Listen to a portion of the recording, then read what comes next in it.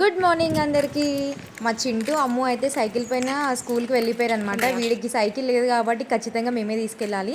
అయితే ఈరోజు ఏమైందంటే 10 మినిట్సే ఉంది, పదరా పదరా అంటే షూలు వేసుకొని అన్నీ వేసుకొని వెళ్ళే మూమెంట్లో మమ్మీ వాష్రూమ్ అన్నాడు. ఆ 10 మినిట్స్ కూడా వాష్రూమ్లోనే గడిచిపోయింది.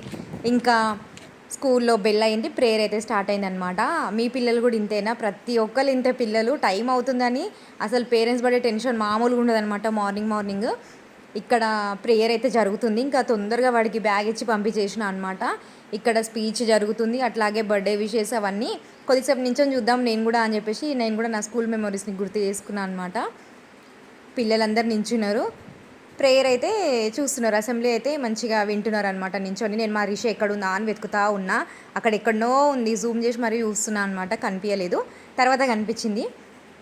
బ్యాగులు వేసుకొని 3 ఫ్లోర్స్ ఇట్లా ఎక్కాలన్నమాట. మా చింటూ క్లాస్ అయితే పైన ఉంది, 3rd ఫ్లోర్లో. బ్యాగ్ వేసుకొని పై వరకు ఎక్కిండు, పాపం అనిపించింది. చదువుకోవాలి, ఇంకా తప్పదు. ఇప్పుడు చదువుకుంటేనే ఫ్యూచర్లో బాగుంటుంది. ఇక్కడైతే బర్త్డే విషెస్ చెప్తున్నారు.